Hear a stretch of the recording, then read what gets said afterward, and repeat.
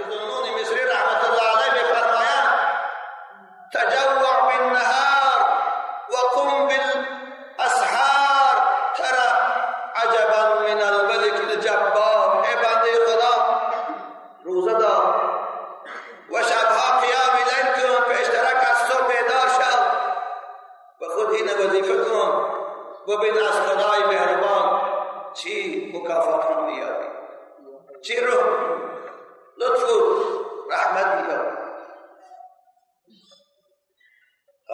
رسول اکرم در دوام حدیث چی گفت؟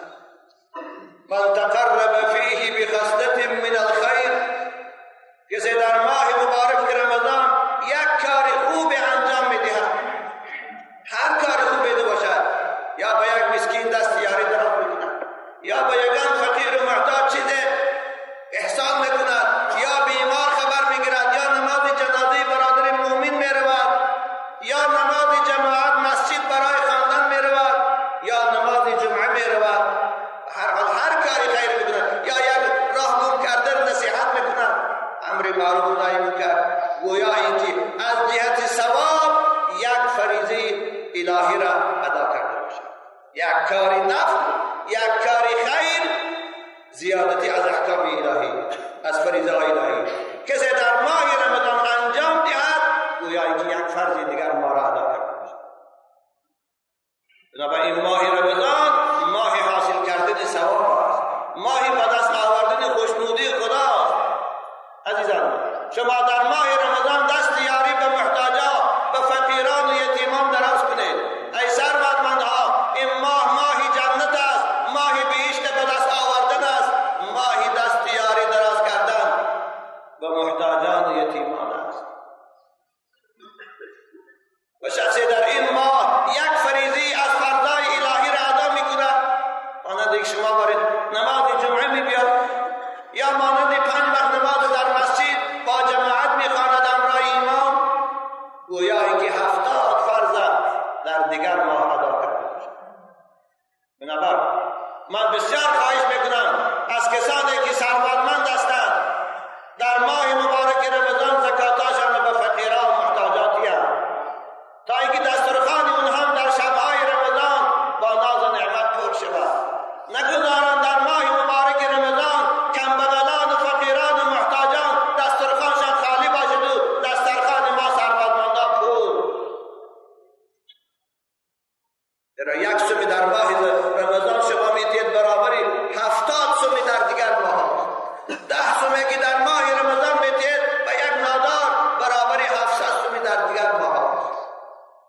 این رسول اکرم سخن شد. فمن ادى فریضة فيه كان كمن ادى 70 فریضة فيما سواه وهو شهر الصبر والصبر ثوابه الجنة. ماه رمضان ماه صبر است. بنابراین عزیزان من، کسانی که ثروتمند هستید، یکی از راه‌های صبر شما این است که زکات مال‌هاتان مردانه برآورده و مصرف‌های زکات میدید. در کم شدن مالتان صبر بکنید، انشاءالله او در ظاهر کم شدن باشد، در حقیقت زائد شدن مال است، زیرا که هیچگاه زکات مال شما را کم نمی‌کند. شما خزینه‌دارهای الهی هستید. ای ثروتمندها، خداوند به شما خطاب می‌کند و انفقوا مما جعلکم مستخلفین فیه. شما جاینشینان و خزینه‌داران و کسیرهای خدا هستید. در ماه مبارک رمضان از او ثروتی که خداوند به شما داده است حقی بندگان محتاج او را جدا کنید تا رمضان اونها هم سیر باشد، تا رمضان و سحر فریاد دسترخوان اونها هم پرناز و نعمت شود.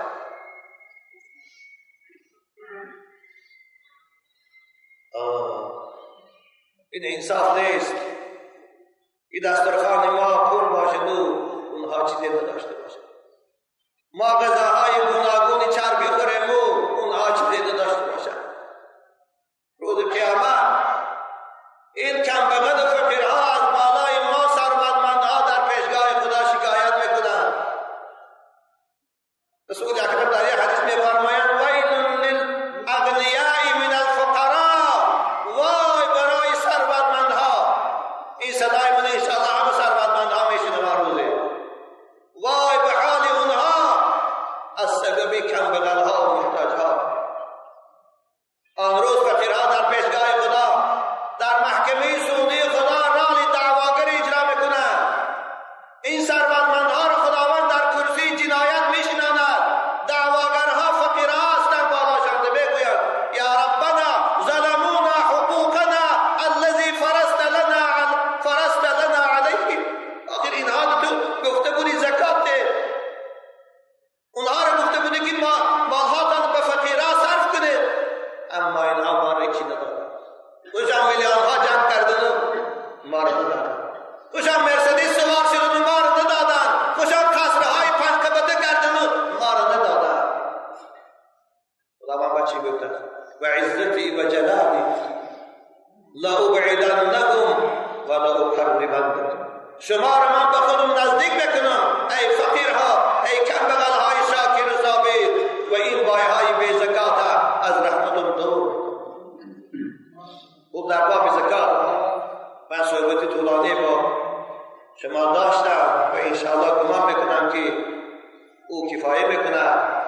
الان در این موضوع قدرش کفایه است. ادامه حدیث رسول اکرم بیان میکنم. ماه رمضان ماه صبر است. بنده صبر میکند روزه میدارد عزیزان، نباشد و الا گرسنگی خیلی عذاب سخت دارد و الا تشنگی عذاب سخت دارد، اما بنده با صبر این سختی را پس پشت